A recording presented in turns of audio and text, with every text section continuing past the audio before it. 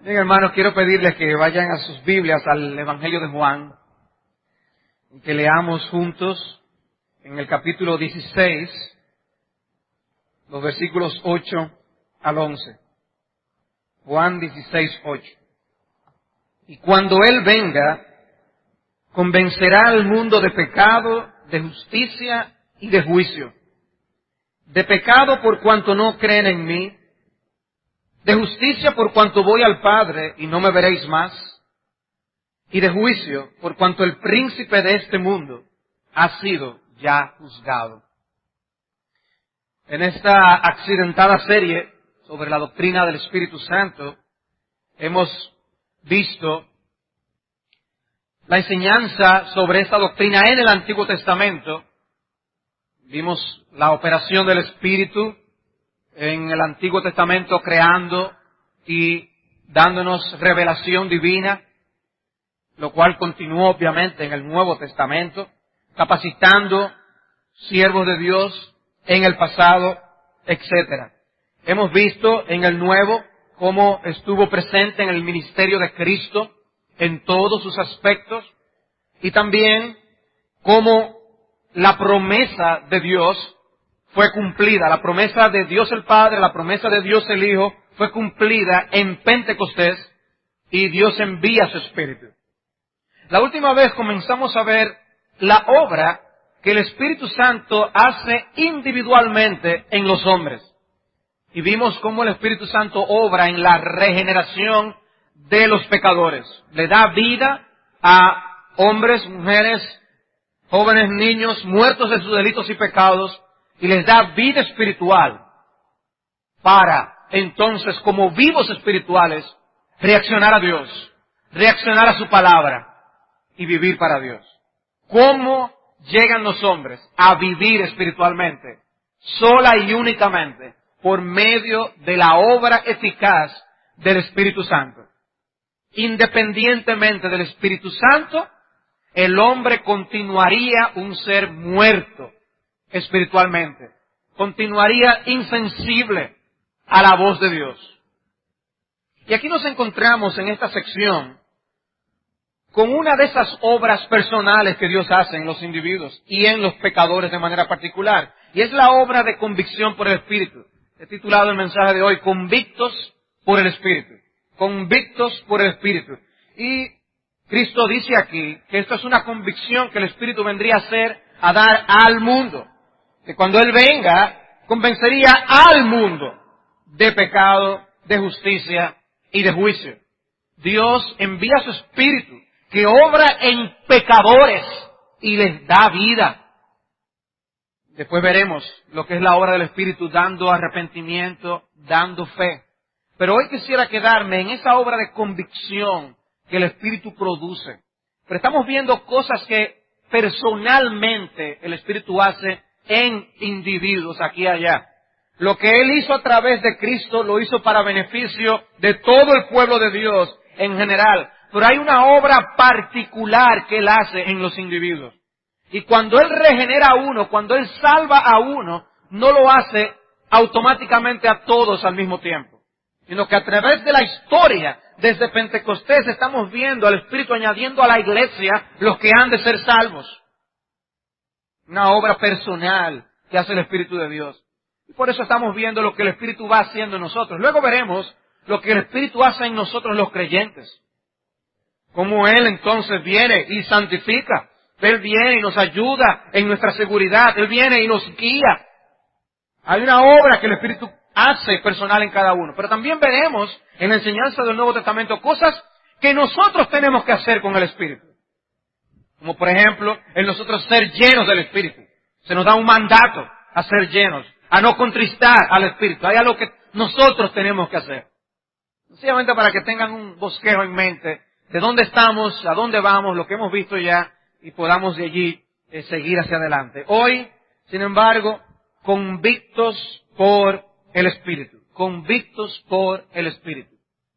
¿Te has preguntado alguna vez qué significan estas palabras?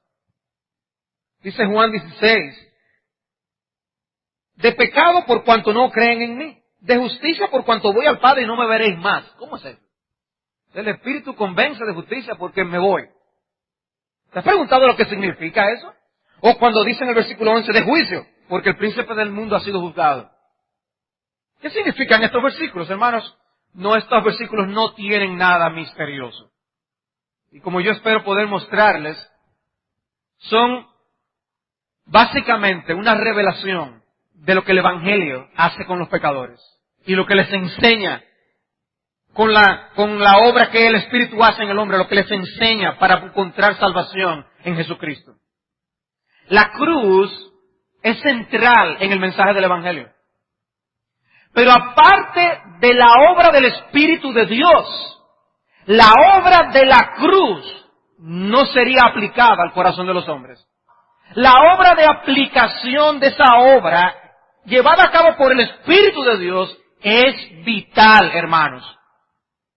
La predicación del Evangelio hoy en día automáticamente no concede que una persona se salve. Podemos utilizar toda sabiduría humana, pasar por cursos de retórica, de lógica y argumentación, y no podremos, como quiera, producir en la mente, el alma y la voluntad de un individuo el que deposite su confianza únicamente en Jesucristo. Sin la obra del Espíritu, lo que hacemos aquí cada domingo y lo que tú haces al hablar con tus amigos y compañeros, familiares, no va a hacer ningún efecto. Necesitamos la obra de convicción del Espíritu de Dios. Pero yo quisiera que ahora leamos una vez más ese texto en Juan 16, pero que leamos algo de su contexto. Y vamos a leer a partir del versículo 4. Dice el versículo 4 de Juan 16. Mas os he dicho estas cosas para que cuando llegue la hora os acordéis de que ya os lo había dicho. O sea, ahora ustedes no van a entender muchas cosas, pero yo se lo digo ahora y ustedes se recordarán después. Y les dice, esto no os lo dije al principio porque yo estaba con vosotros. Pero ahora voy al que me envió y ninguno de vosotros me pregunta, ¿a dónde vas? Antes, porque os he dicho estas cosas, tristeza ha llenado vuestro corazón. Pero yo os digo la verdad, os conviene que yo me vaya, porque si no me fuera, el Consolador no vendría a vosotros, mas si me fuere, os lo enviaré. Y cuando Él venga, y entonces aquí entra nuestro texto, convencerá al mundo de pecado, de justicia y de juicio. De pecado por cuanto no creen en mí, de justicia por cuanto voy al Padre y no me veréis más, y de juicio por cuanto el príncipe de este mundo ha sido ya juzgado. Aún tengo muchas cosas que deciros, pero ahora no las podéis sobrellevar, etcétera, etcétera. Observen, ese es el contexto del Señor dando sus palabras de despedida a los discípulos. Está hablando de las cosas más trascendentales que Él puede dejar en sus mentes y corazones antes de Él irse. Y precisamente de lo que les enseña es de lo que el Espíritu haría. No es la primera vez que Él hace esto en estos capítulos. Estando juntos aquí en el capítulo 14, en el capítulo 15, les ha hablado de la promesa del Espíritu. Era importantísimo que ellos estuvieran claros en la dependencia que ellos iban a tener del Espíritu. Vital. Y nosotros como iglesia no daremos un paso adelante si el Espíritu no lo ha dado primero con nosotros. Dependemos de Dios en todas las cosas. Como iglesia necesitamos aprender a depender de Dios, seguir en dependencia de Dios, en todo. No ganaremos un alma para Jesucristo si el Espíritu no la gana. Y tenemos que hacer nuestra parte, y tenemos que salir a predicar, y tenemos que evangelizar, tenemos que hablar. Pero si el Espíritu de Dios no va, no hay esperanza. Cuando los discípulos escuchan que Cristo se va, es como si ellos no querían oír esa noticia. Hablemos de otra cosa. Y dice el texto que tristeza había llenado su corazón. Ellos empezaban a ver un panorama muy triste, muy negro. Hemos estado contigo todo este tiempo y ahora tú te vas. ¿Y qué va a pasar con nosotros? ¿Qué va a pasar con nuestro ministerio? ¿Y qué de aquello de tu reino y la implantación del mismo? ¿Qué de aquello del avance del Evangelio? No que el reino de los cielos se ha acercado. ¿Y qué pasará con nosotros? Y Cristo está diciendo, es que les conviene que yo me vaya. Es que eso es conveniente. Es para vuestro bien, es para el bien del avance de ese mismo Evangelio. Para la implantación de ese mismo reino. La venida del Espíritu era un aspecto vital para el cumplimiento del plan. Ellos estaban perdiendo de vista un elemento crucial en el desenvolvimiento del plan de redención.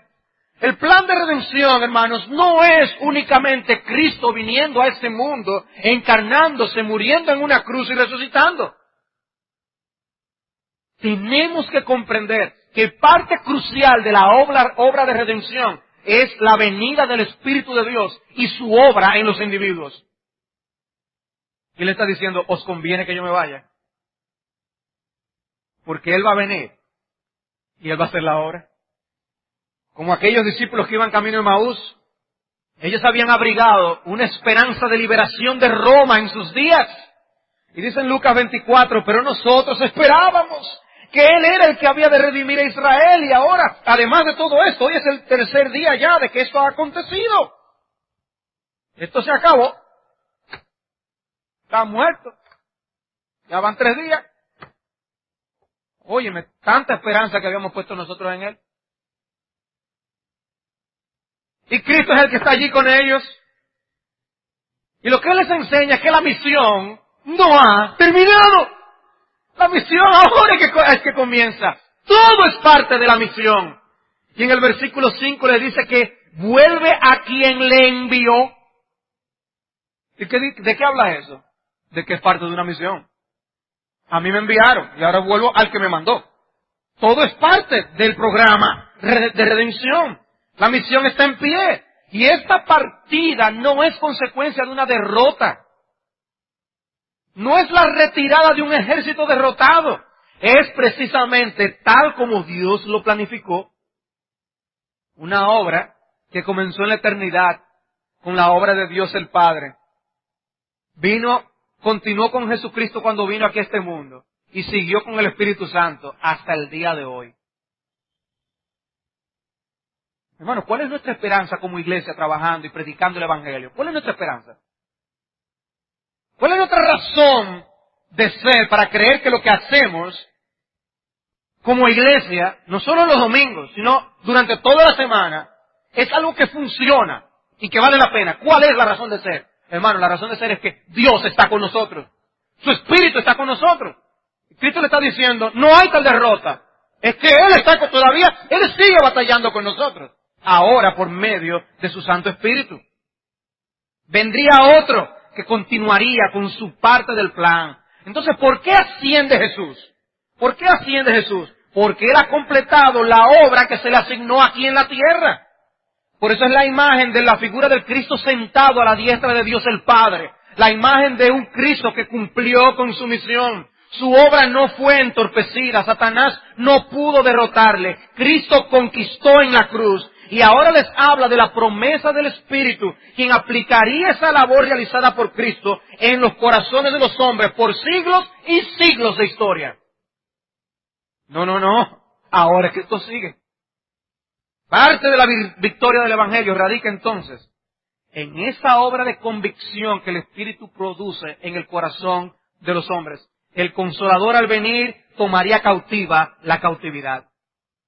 Parecería que Él habría sido derrotado. En el versículo 20 de Juan 16 allí, dice, de cierto os digo que vosotros lloraréis y lamentaréis. ¡Ay, mataron al Señor! ¿Y ahora qué nos hacemos? Y el mundo se alegrará. El mundo dijo, ya, vencimos al Mesías de los judíos. Ellos tristes y el mundo alegre. Razón para festejar. Y luego dice, pero, aunque vosotros estéis tristes, vuestra tristeza se convertirá en gozo. Las cosas van a cambiar. No seguirán así. La razón detrás de todo esto será vista por ustedes. Comprenderán que ustedes no están solos. Y pocos días pasaron para ellos ver realmente la intervención del Espíritu de Dios. Dice en el versículo 31, ahora es el juicio de este mundo. Ahora el príncipe de este mundo será echado fuera. Y yo, si fuere levantado de la tierra, a todos atraeré a mí mismo. Y decía esto dando a entender de que muerto iba a morir. Su muerte en la cruz, parte del plan. Su ascensión, parte del plan. Dice ahora, el príncipe de este mundo, juzgado y vencido, derrotado. Cuando vamos al libro de los Hechos y vemos lo que ocurre en Pentecostés, y vemos el discurso de Pedro, y vemos las conversiones de todas las almas, estamos viendo al Espíritu de Dios interviniendo en el mundo y transformando a hombres que aborrecían a Cristo en personas que le seguían y le servían. Hechos es el comentario práctico y vívido de esto que Cristo está enseñando en esta porción. Es clave en este pasaje nuestro, en el versículo 8, la palabra convencer. La palabra convencer. Hay muchos pasajes que usa esta palabra. Dice 1 Corintios 14, 24, por ejemplo, si todos profetizan y entra algún incrédulo o indocto, por todos es convencido, por todos es juzgado. Hay un convencimiento en el uso de esa palabra, un convencimiento interior de algo. Efesios 5:11, y no participéis en las obras infructuosas de las tinieblas, sino más bien reprendedlas. Y lo traduce la Biblia de las Américas, desenmascaradlas. Es algo que te deja ver con claridad la realidad de algo que hay en tu interior. O en Juan 8:46, ¿quién de vosotros me redarguye de pecado? Pues si digo la verdad, porque vosotros no me creéis. Y la Biblia de las Américas traduce, ¿quién de vosotros me prueba que tengo pecado? Me prueba. Poder traer ese convencimiento con argumentos en el interior de que ciertamente hay pecado. 2 Timoteo 4:2, que prediques la palabra, que inces a tiempo y fuera de tiempo, redarguye, reprende, exhorta con toda paciencia y doctrina.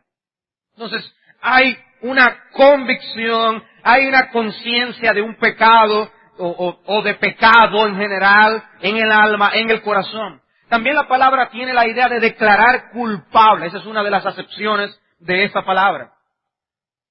De manera que lo que está enseñando es que cuando viene el Espíritu a obrar en el corazón de un hombre, una mujer, el Espíritu elimina prejuicios, derriba argumentos y excusas que de otra manera el hombre abrigaría para decir yo no necesito a Dios.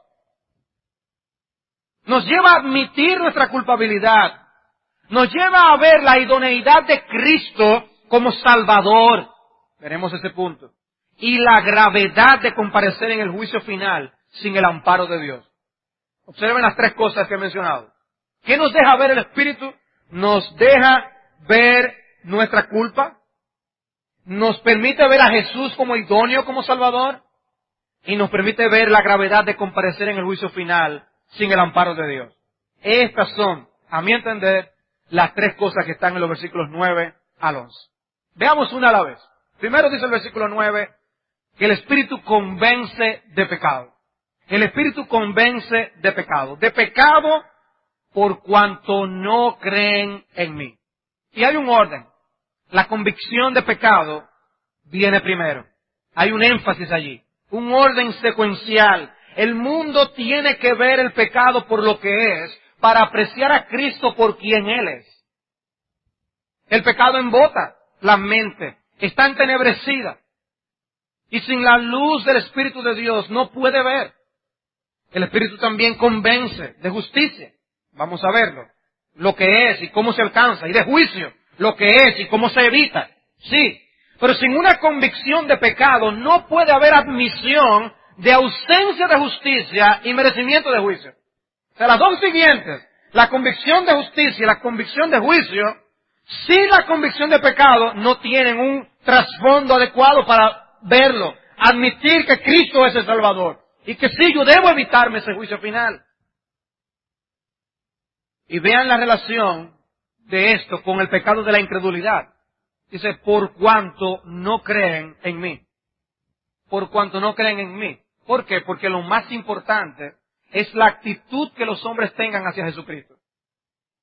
De todos los pecados, la actitud que los hombres tengan a Jesucristo es lo que va a determinar su eternidad. Porque Él es el nombre dado por Dios a los hombres desde el cielo para que sean salvos. Rechazar a Jesucristo es tener condenación. Entonces, de pecado por cuanto no creen en mí. ¿Qué quiere eso decir? Bueno, esto puede incluir varias cosas. Puede incluir que Él convencerá al mundo de todas las ideas erradas o concepciones equivocadas acerca del pecado mismo. Pueden tener un convencimiento y ver aún hasta la razón por la cual no creen. Hoy puede convencer al mundo del pecado porque sin esa convicción ellos no creen. Puede ser esa una idea que está detrás del pasaje.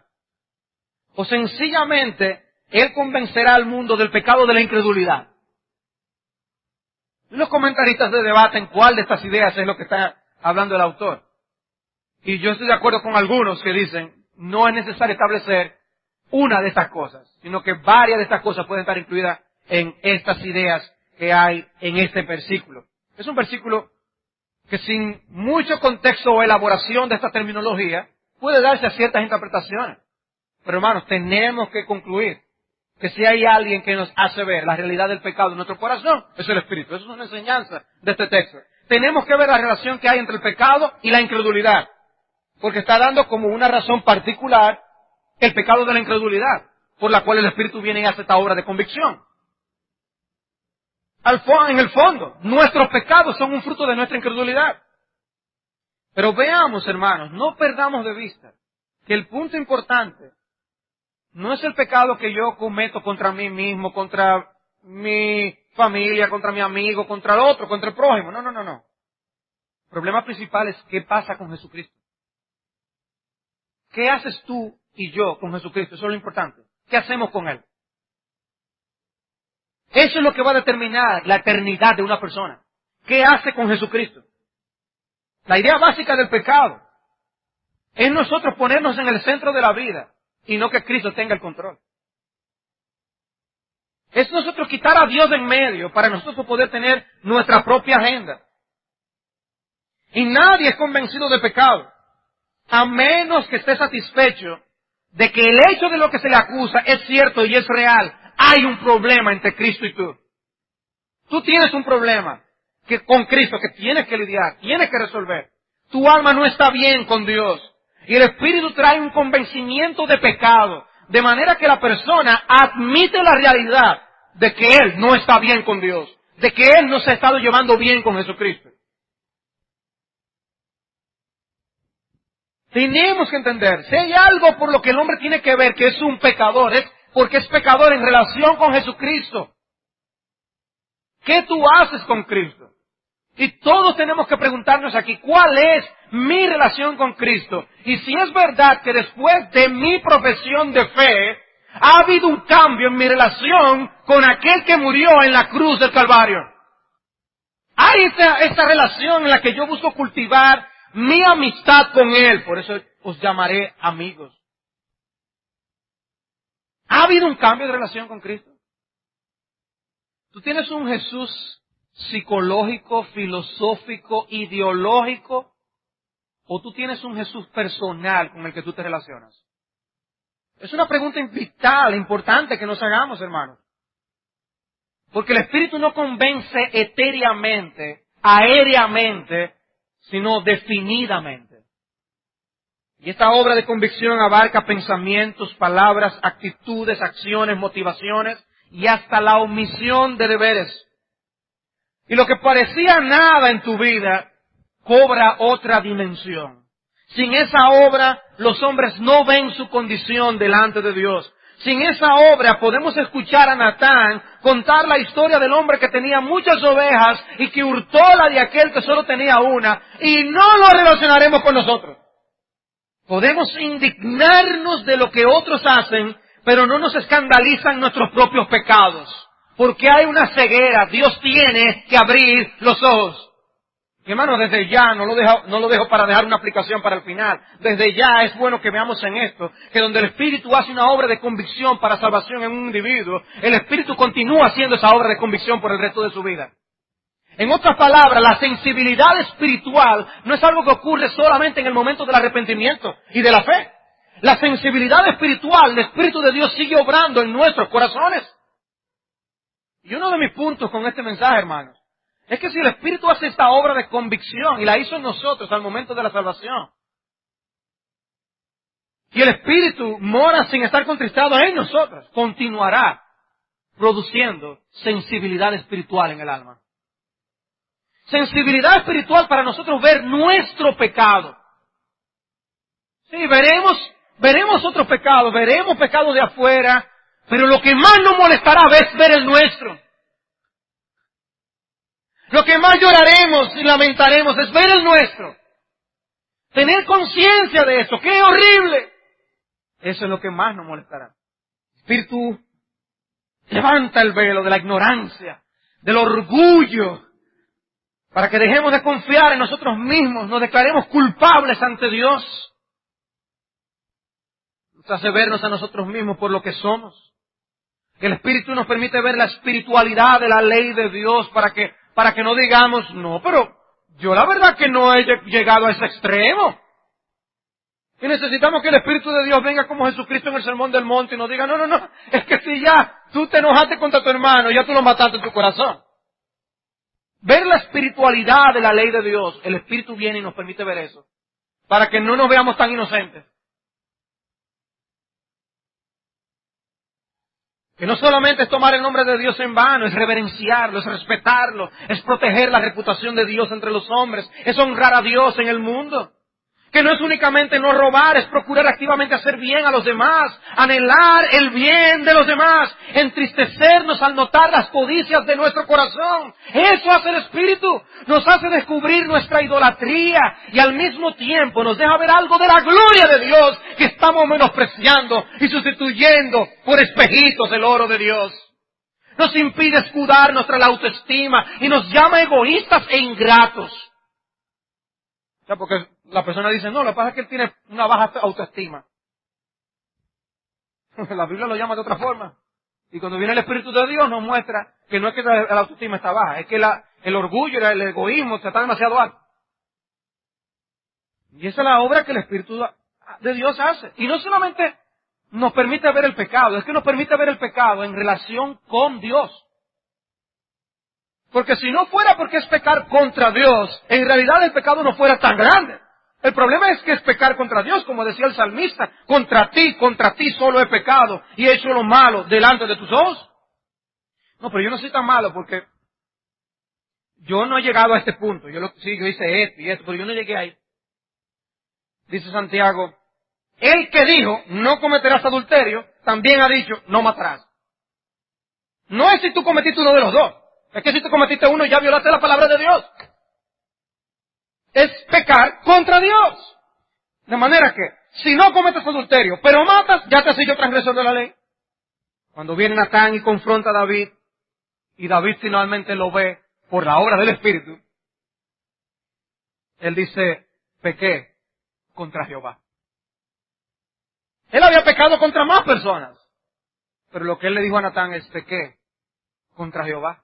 El Espíritu nos permite ver nuestros pecados en relación con Dios. Un tipo de convicción que no da lugar a ambigüedades. El Espíritu no convence en generalidades. Por eso un autor expresa que él personaliza la acusación general de Dios. Dios dice, uno busca en el libro de Romanos, todo el mundo está bajo pecado. Y el Espíritu de Dios viene y dice, tú estás bajo pecado. Y personaliza la acusación. Tú eres un pecador culpable. No el mundo nada más. No, tú eres. Dice James Montgomery Boyce, el Espíritu Santo convence al mundo en dos sentidos. Primero, como un abogado fiscal, asegura un veredicto de culpable contra el mundo. Pero después, segundo, el Espíritu Santo también lleva esa culpabilidad a la conciencia humana, de tal manera que hombres y mujeres son perturbados por el pecado y buscan alivio del mismo. Culpable, está la declaración, pero esa declaración viene y toca la conciencia. Y hay una reacción en el alma del hombre. ¿Y qué sentimiento se produce? ¿Qué sentimiento acompaña esta convicción? Contrición, dolor, vergüenza. Contrición, dolor y vergüenza. Esas son emociones que acompañan. Pedro está predicando después de Pentecostés.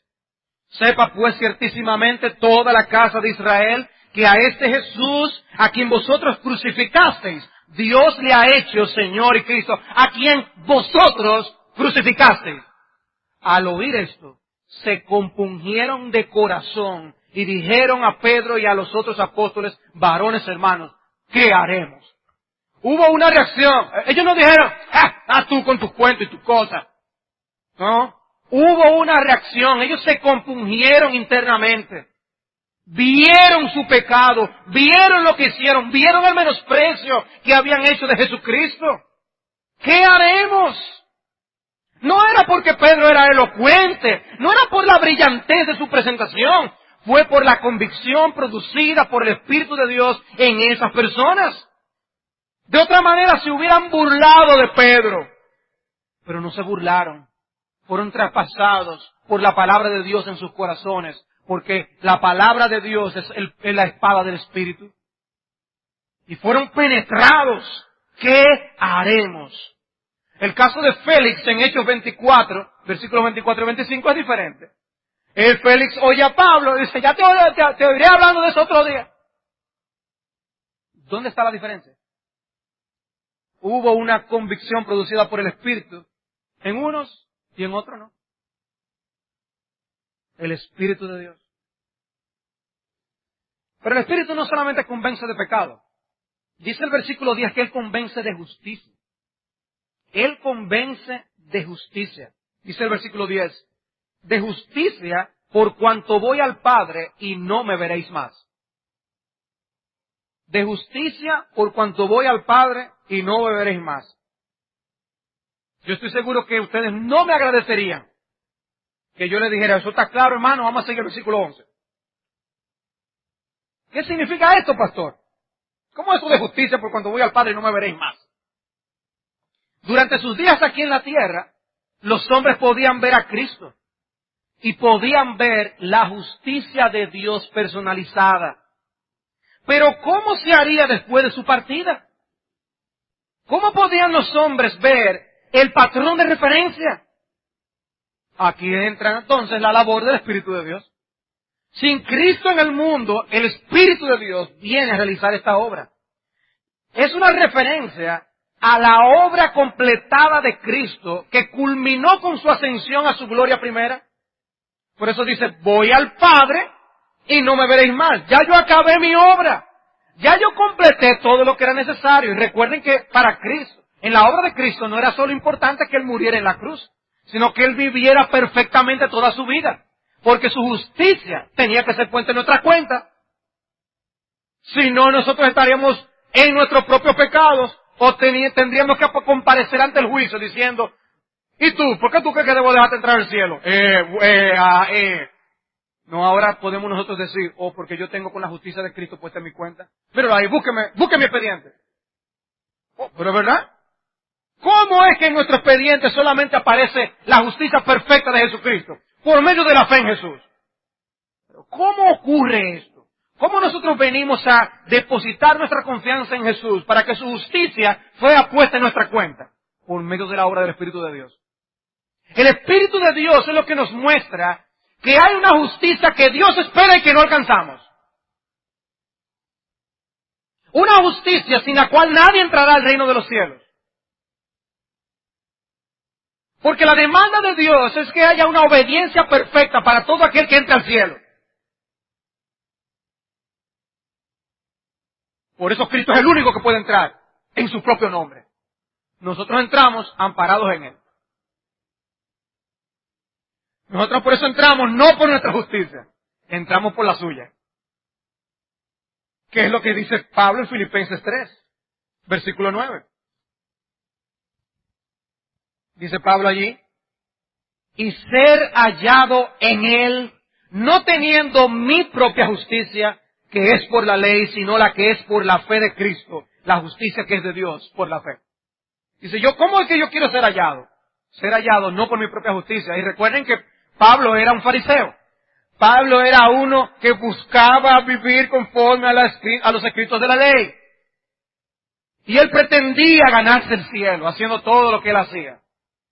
Pero cuando él conoció a Jesucristo y entendió el mensaje, le dice, yo lo que quiero es ser hallado, no en mi justicia, sino de Jesucristo.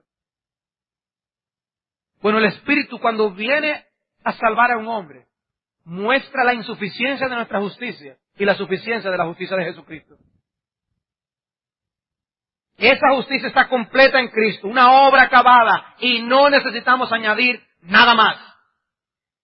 Porque hay algo en el corazón del hombre que le busca de alguna forma hacerse sentir bien, como ganándose el cielo. Es que yo tengo que poner algo. Yo tengo que poner algo. Hay a veces situaciones en la vida social en la que alguien quiere realmente halagarnos con algo y le dice, no, acepta por favor este regalo. No, pero fulano, ¿cómo va a ser? No. Puede ser a veces una comida en algún lugar o lo que sea. No, yo te invito, de verdad. No, parte y parte. Y por más que uno insiste, no. Bueno, Dios no quiere poner que haya parte y parte en esto. Dios no quiere que esto sea parte y parte. Es que si tú pones algo lo dañas. Tienes que confiar única y exclusivamente en lo que Cristo hizo. Eso es lo suficiente. La obra de convicción del Espíritu trata con este problema. Nos convence de que toda la justicia necesaria se encuentra en Él, en Jesús. Si hay una justicia por la que el hombre se puede salvar, es únicamente Jesucristo. ¿Cómo entrar al cielo? Solamente por Jesucristo, niños. No por tu ser bueno, no por tu obedecer a papi y a mami. No por eso llegamos al cielo. Oigan en Romanos 4:25. Jesucristo fue entregado por nuestras transgresiones y resucitado para nuestra justificación. Oigan lo que dice aquí. Que Cristo fue entregado por nuestras transgresiones. Si eso lo entendemos, amén. Y nos quedamos ahí. Pero oye lo que dice después. Que fue resucitado para nuestra justificación. El hecho de que se haya levantado de la cruz, de la tumba, el hecho de que haya vuelto a vivir, es lo que garantiza que su justicia con la que Él vivió perfectamente en sus días aquí en la tierra, sea puesta en nuestra cuenta. Y esa está la argumentación del apóstol Pablo en Romanos capítulo 4. ¿Cómo podemos comparecer justos en el día del juicio? Solamente porque vemos claramente garantía de que ese sacrificio fue aceptado por Dios en el cielo. Él resucitó y ascendió. ¿Y el Padre qué hizo? Lo recibió y lo sentó a su diestra. Garantía de que ese sacrificio fue aceptado. De que su obra y justicia fue aceptada. Obra completa. Nada más se necesita. Su muerte y su resurrección, su ascensión, es un todo en su obra. Un todo en su obra. Hay una relación entre la resurrección, la ascensión de Cristo y nuestra justificación. Yo tengo que descargarme. Por favor, lean Hechos 13 conmigo también. Porque yo he leído estos textos esta semana y a mí me han emocionado. Emociónense conmigo un momento. Hechos 13, versículos 38 y 39. Dice, sabed pues esto, varones hermanos, que por medio de Él se os anuncia perdón de pecados, y que de todo aquello de que por la ley de Moisés no pudisteis ser justificados, en Él es justificado todo aquel que cree. Su justicia. Por eso el Espíritu convence de justicia. Te convence de que por más bueno que tú trates de ser, no lograrás el estándar de Dios. Porque todos somos pecadores y nos hemos quedado cortos de la gloria de Dios. Nadie puede llegar por la justicia. Mi hermano, no intentes ya en el Evangelio ganarte el cielo. Mantente confiando en el glorioso Evangelio de Jesucristo, en la cruz del Calvario. Mantente confiando ahí. Inconmovible. A veces relacionamos Romanos capítulo 1 solamente con la revelación de la ira de Dios. Pero en Romanos 1:17 dice que así se revela la justicia de Dios. ¿Qué es el Evangelio? La revelación de la justicia de Dios. ¿Cómo es que nosotros terminaremos en el cielo? Si Dios solo dice que allí entrarán personas completamente justas, ¿cómo es que nosotros llegaremos allí? Por la revelación de su justicia en el Evangelio, Romanos 1:17. La justicia de Dios se revela en el Evangelio por fe y para fe. ¿Y qué nos convenció a ti y a mí de que siendo bueno no era suficiente? El Espíritu de Dios. El Espíritu de Dios nos abrió los ojos. Y uno trataba y creía y pensaba que al final de cuentas las cosas van a salir bien, no hay problema. El Espíritu fue que te trajo finalmente la convicción. Deja de inventar tanto y descansa en Jesucristo. En Lucas 5 vemos a un Pedro que al ver un despliegue de la santidad de Jesús se apercibió de su pecaminosidad como nunca antes y le dijo: apártate de mí que soy un pecador. Y claro que él lo era antes de él darse cuenta, pero ahí tuvo una percepción como nunca antes. Pero lo bueno es que cuando el Espíritu produce esa convicción, cuando hace ver al pecador su ausencia de justicia, también le deja ver que hubo alguien que cumplió toda justicia y lo dirige a Jesucristo. Y el Espíritu todavía lo hace con nosotros. Todavía nos dirige a Jesucristo. ¿Y qué sentimiento acompaña esta convicción? Asombro ante la justicia, perfección y santidad de Jesús. Asombro y humillación ante el reconocimiento de habernos quedado cortos. Y finalmente el Espíritu convence de juicio. Versículo 11. Y de juicio, por cuanto el príncipe de este mundo ha sido ya juzgado. Vivimos en días donde ha habido un renacer del ateísmo. Este renacer del ateísmo no es más que otra manifestación del deseo de los hombres de borrar del mapa toda idea de que algún día tendrán que darle cuenta a Dios. Y cada quien se constituye juez de su propio caso. Cada quien tiene una idea de por qué él no cree que le irá mal cuando él parta de este mundo. El mundo quiere vivir desentendido de toda responsabilidad ante Dios, como si al final no habrá que darle cuentas a nadie. Dice que no hay Dios, o dice que si hay un Dios, este se ha desentendido y que él no le va a llamar a cuentas a nadie. No te apures, que él es bueno. Pero ¿qué dice la Escritura? ¿Y qué hace el Espíritu? ¿Qué hace el Espíritu? Bueno, la Escritura afirma la realidad del juicio. La Biblia enseña esa doctrina. Pero el Espíritu viene y obra en nuestros corazones para hacernos muy conscientes de la realidad de ese juicio final. Despierta el alma de los hombres a ese juicio. Cuando Dios salva a un hombre, le hace anticiparse en el corazón a la realidad del juicio. Es por eso que pensar hacer algo, si inmediatamente después nos encontráramos en el día del juicio, frena a los hombres para que no lo hagan. Una conciencia de la realidad del día del juicio. Por eso es movido a procurar liberación de una condenación que él se merece. Él sabe que las cosas no se quedarán así, que hay que darle cuentas a Dios. Si hay pecado, si hay justicia, entonces hay un juicio. Si hay pecado y hay justicia, entonces hay un juicio. Y eso también es parte de la obra del Espíritu de Dios. La cruz fue una declaración de juicio y derrota en contra del diablo. El mundo está bajo condenación. Por eso dice, el príncipe de este mundo ha sido ya juzgado. Y todo el que esté aliado con él será juzgado también. Por eso el infierno es descrito como el lago que fue hecho para el diablo y sus ángeles. Y la Biblia dice que allí irán todos aquellos que son impíos.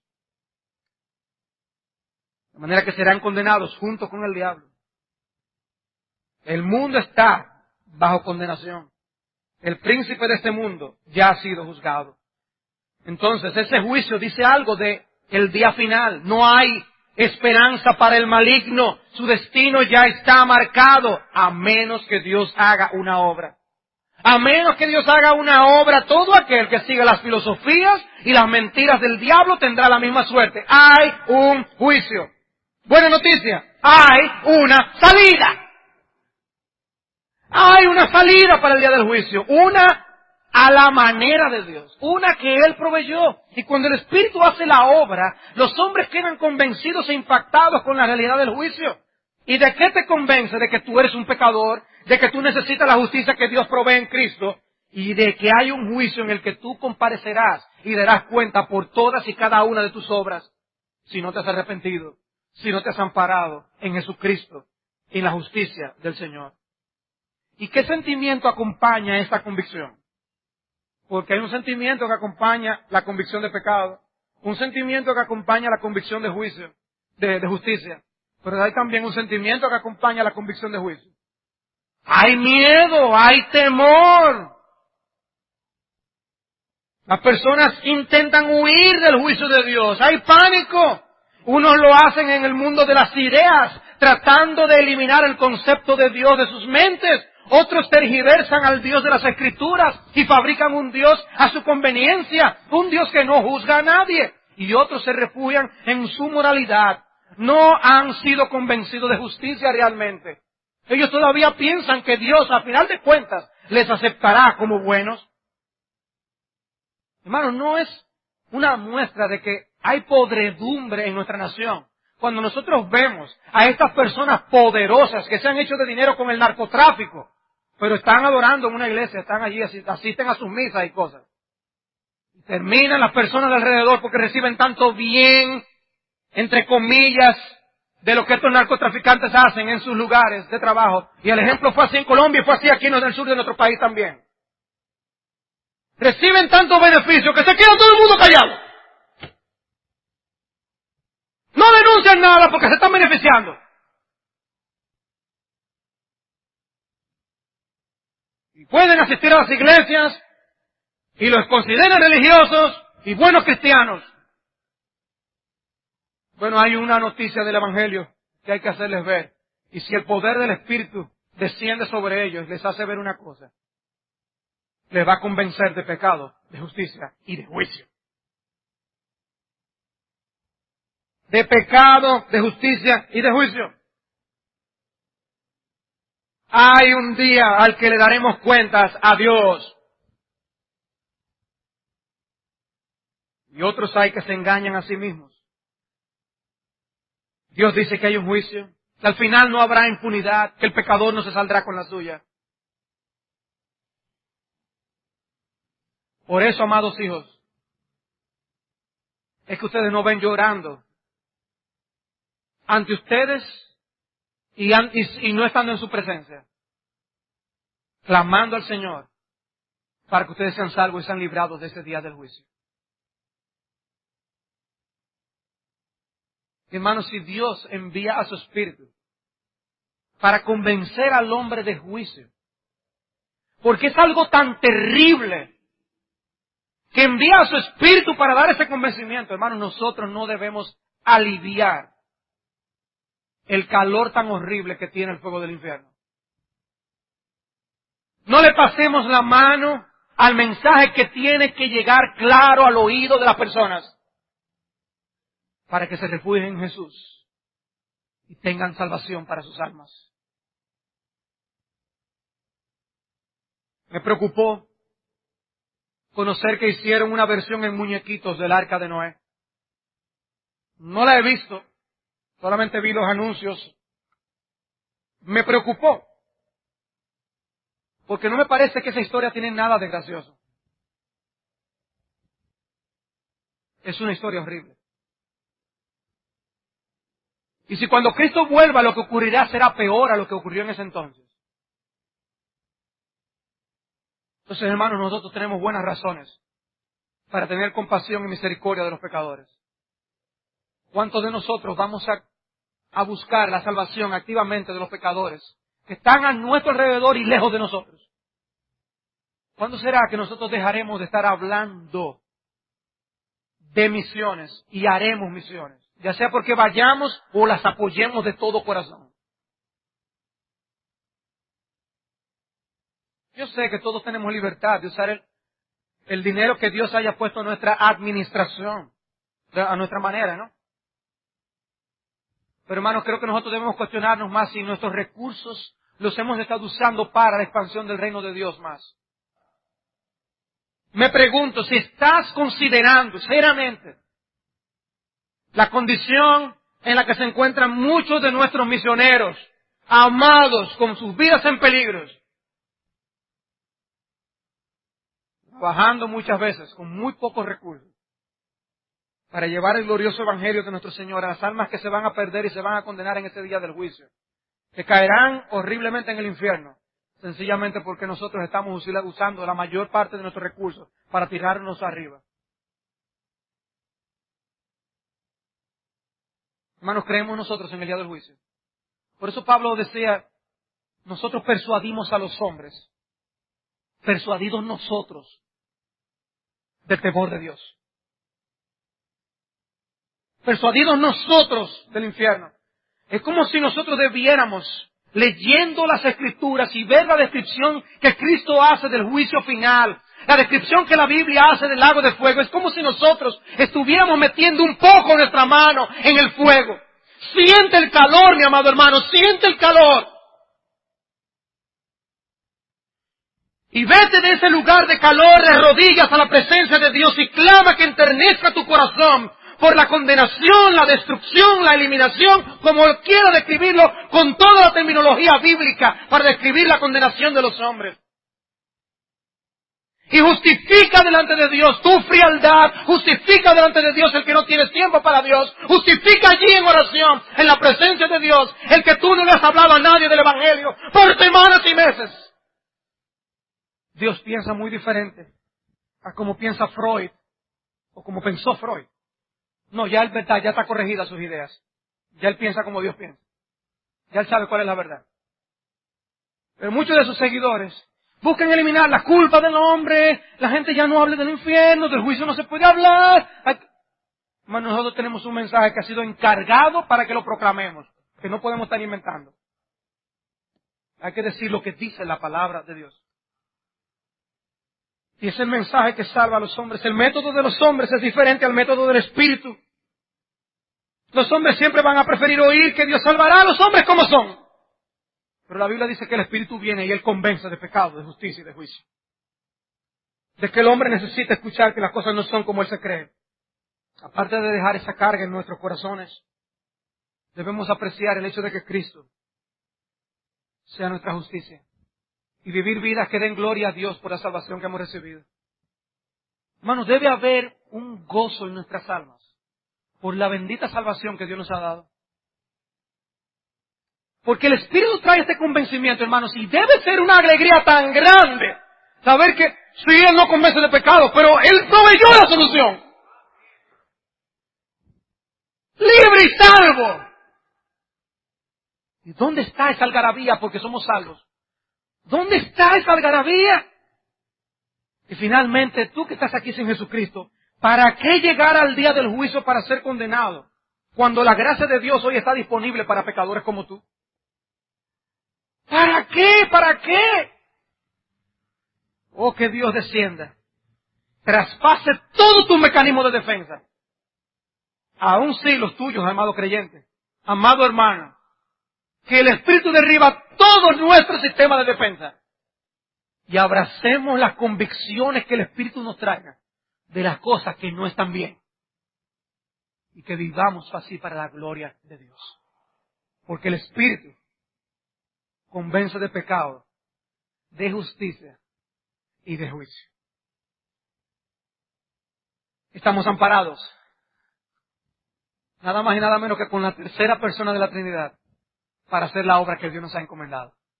Cobremos ánimo, que no estamos solos. Oremos.